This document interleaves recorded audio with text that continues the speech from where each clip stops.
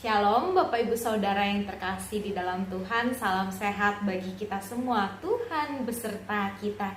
Pada kesempatan hari ini kita akan kembali bersama-sama merenungkan firman Tuhan yang diambil dari 2 Korintus 8 ayat yang pertama sampai yang kelima. Saya akan membacakannya untuk kita semua.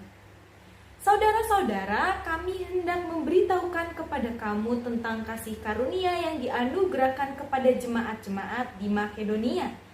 Selagi dicobai dengan berat dalam pelbagai penderitaan, sukacita mereka meluap, dan meskipun mereka sangat miskin, namun mereka kaya dalam kemurahan. Aku bersaksi bahwa mereka telah memberi menurut kemampuan mereka, bahkan melampaui kemampuan mereka. Dengan kerelaan sendiri mereka meminta dan mendesak kepada kami supaya mereka juga beroleh kasih karunia untuk mengambil bagian dalam pelayanan kepada orang-orang kudus.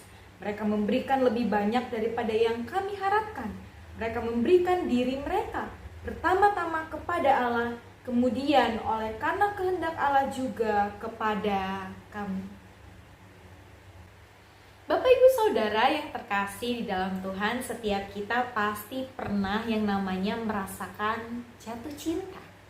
Ketika kita mencintai seseorang, kita bersedia untuk memberikan diri kita bagi orang yang kita cintai. Kita bersedia untuk mengorbankan waktu, mengorbankan tenaga, bahkan segala sesuatu yang kita miliki demi dia yang kita sayangi dan juga cintai. Bahkan apa yang menjadi kebutuhan dari orang yang kita kasihi dan juga apa yang menjadi keinginannya, seringkali kita berusaha untuk memberikan dan juga memenuhi apa yang ia butuhkan. Begitu juga ketika kita menyukai atau juga menyenangi suatu hobi tertentu. Ketika kita suka dengan suatu hal, kita rela untuk memberikan waktu lebih bagi apa yang kita sukai.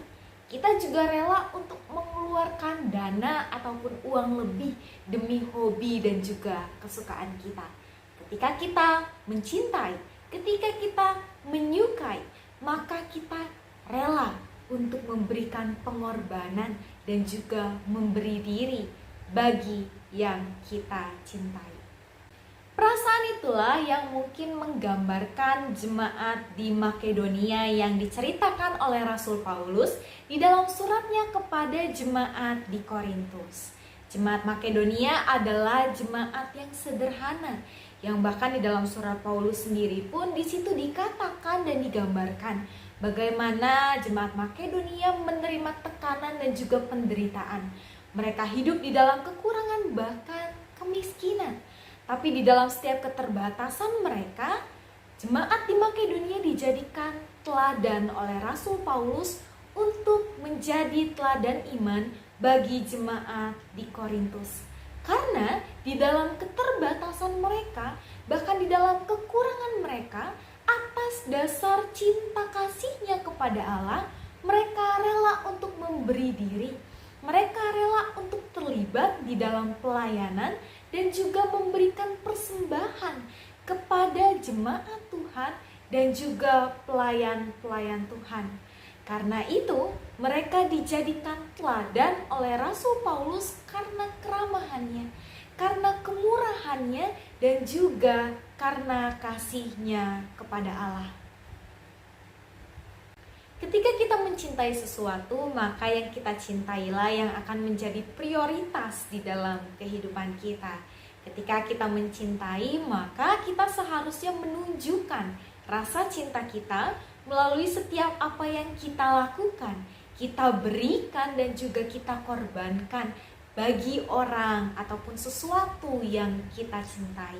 Pertanyaannya Bapak Ibu Saudara, sudahkah kita menunjukkan cinta kita kepada Allah melalui cinta kita kepada gerejanya? Sudahkah kita menunjukkan kasih dan juga pengorbanan, pemberian diri kita kepada Allah melalui setiap pelayanan yang dilakukan di dalam gerejanya?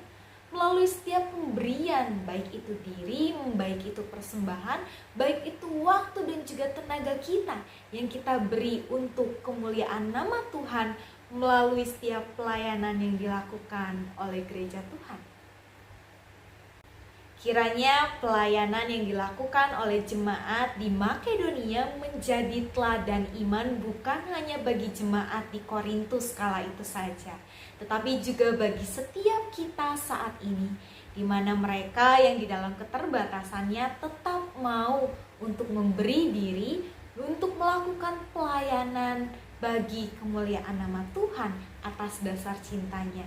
Kiranya kita juga sebagai umat Allah dapat menunjukkan rasa cinta kita kepada Allah melalui setiap pelayanan dan juga pemberian yang kita berikan dalam waktu, tenaga yang kita berikan bagi Tuhan untuk pelayanan gerejanya di GKI Ciamis.